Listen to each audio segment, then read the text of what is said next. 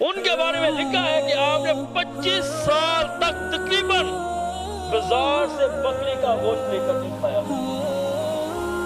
بازار سے 25 سال بکری کا گوشت لے کر نہیں کھایا. ان کا تقوی ایمان دیکھیں کہ ہو سکتا ہے جو بکری کا گوشت میں لے کر آؤں یہ وہی بکری ہو جو اس شخص کی چوری ہوئی.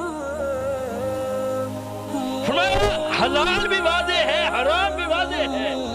ان کے درمیان ایک مشتبہ چیز ہے جو تمہیں شک کے اندر ڈال دے گی, جو تمہیں تشبیہ کے اندر ڈال دے گی. یہ حلال ہے یا حرام ہے.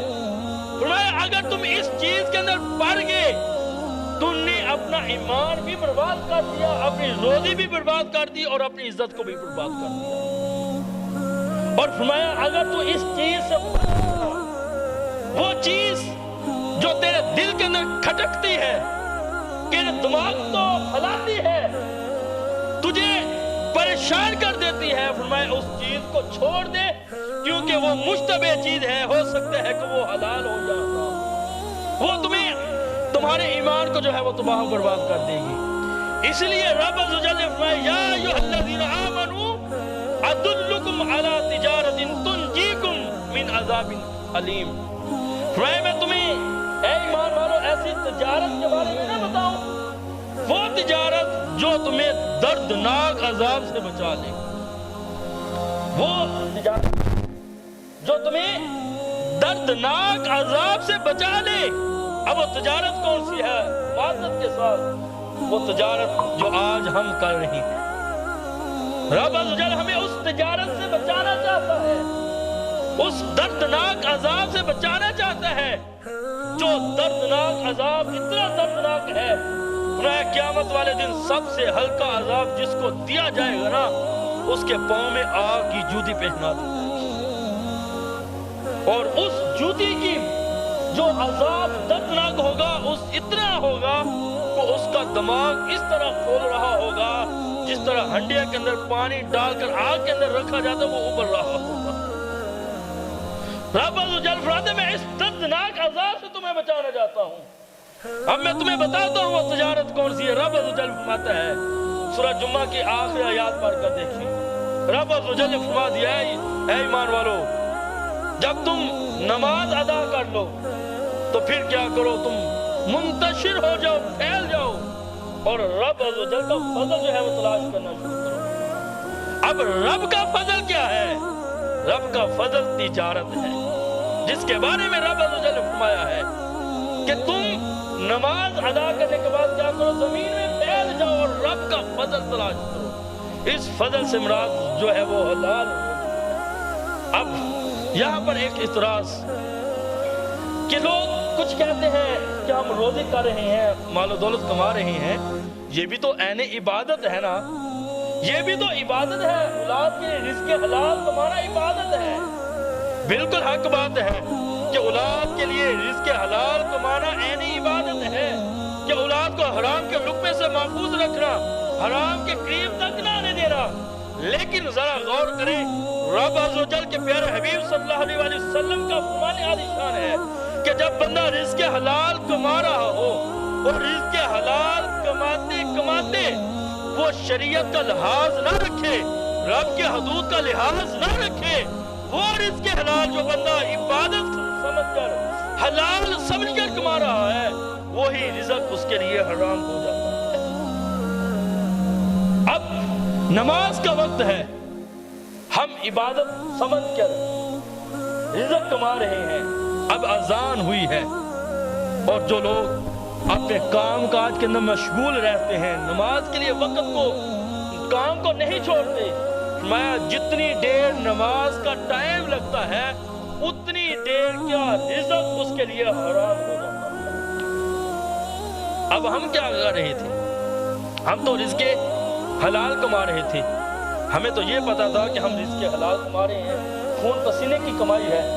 لیکن حضرات محترم ہم نے شریعت کا لحاظ نہیں کیا, ہم نے رب کے حدود کا لحاظ نہیں کیا, ہم نے اللہ کی جو قائم کردہ حدود ہیں, رسول اللہ صلی اللہ علیہ وسلم کی جو شریعت ہے ہم نے اس کا لحاظ نہیں کیا، وہی رزق جو حلال ہے اب وہ ہمارے لیے حرام ہو گیا۔ اب ہم غور کریں کہ ہم کس جو ہے وہ نظریے کے اوپر چل رہے ہیں، بلکہ ایک دوسری روایت کے اندر اللہ کے پیارے حبیب لبیب صلی اللہ علیہ وسلم نے ارشاد فرمایا، حضرت سیدنا عبداللہ بن مسعود رضی اللہ تعالیٰ عنہ اس حدیث کو روایت کرتے ہیں۔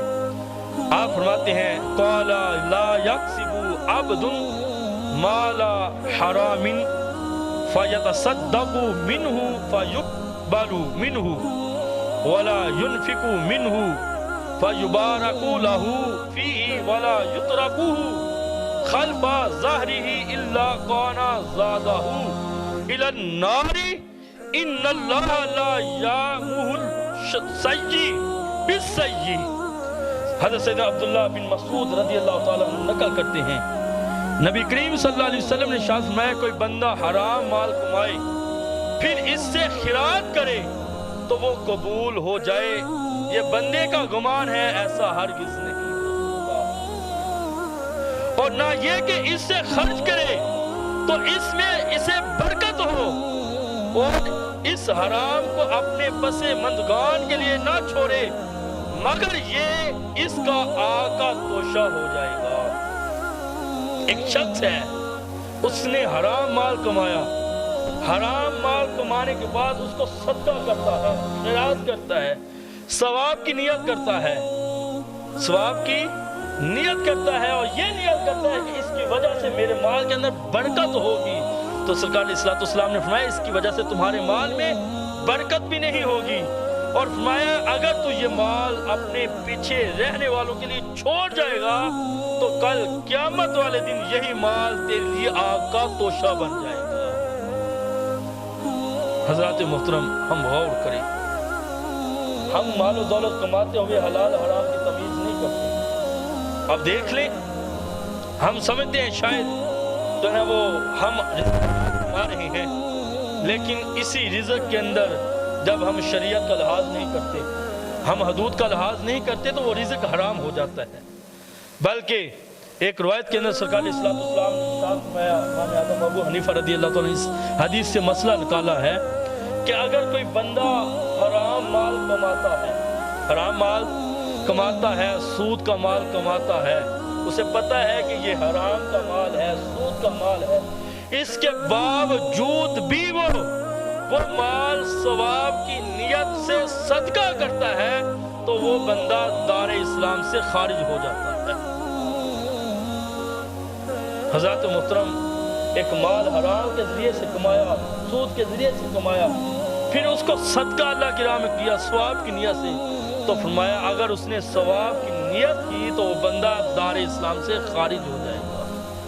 یہ میں نہیں کہہ رہا، رب کے رسول صلی اللہ علیہ وسلم کیا حدیث بیان فرما رہا کہ ایک حرام مال ہے، رب تو کیسے ہو سکتا ہے ناپاک چیز کو رب عزوجل قبول کرے؟ جب ہم اپنے لیے ناپاک چیز کو قبول نہیں کرتے، جب ہم اپنے لیے گندی چیز کو قبول نہیں کرتے، ہم مہمان جاتے ہیں تو فروٹ لے، کوئی داغی نہ ہو، جب نیا جاتے ہیں، نئی جگہ جاتے ہیں تو کہتے ہیں بھئی دکاندار کو میں نے ایک خاص جگہ پر جانا ہے، اچھا فروٹ دے، گندا فروٹ ہم نہیں لے کر جاتے۔ تو رب کی بارگاہ میں ہم جب گندی چیز پیش کریں جیسے کیسے قبول ہو؟ رب عزوجل طیب ہے، پاک ہے، اور وہ طیب اور پاک چیز کو ہی پسند فرماتا ہے۔ اس لیے حضرات محترم، ہمیں اپنے رزق کی طرف، اپنی روزی کی طرف نظر دورانی ہے۔ بلکہ ایک دوسری روایت کے اندر سرکار علیہ السلام نے ارشاد فرمایا، یہی مشکات کی حدیث مبارکہ ہے، اسی باب کے 30 باب کے اندر یہ روایت موجود ہے۔ سرکار علیہ السلام نے ارشاد فرمایا کہ اے انسان، تو اور تیرا مال یہ سارے کا سارا رب عزوجل کا ہے، تو جب تو اور تیرا مال سارا رب عزوجل کا ہے تو پھر تو اپنی زندگی کے اوپر اپنے اختیار کیسے رکھتا ہے؟ مال بھی رب کا ہے، تو بھی رب کا ہے، اب تو نے رب کے پاس جانا ہے، یہ جان تیری رب کے پاس جو ہے، تیرے پاس یہ امانت ہے رب، اب تو امانت کے اندر خیانت کر رہا ہے۔ رب عزوجل نے تجھے دنیا میں کس مقصد کے لیے بھیجا تھا؟ रब अज़्ज़वजल ने तुझे दुनिया में किस मकसद की नीयत से भेजा था। अब माल भी रब का है, जान भी रब की इमानत है।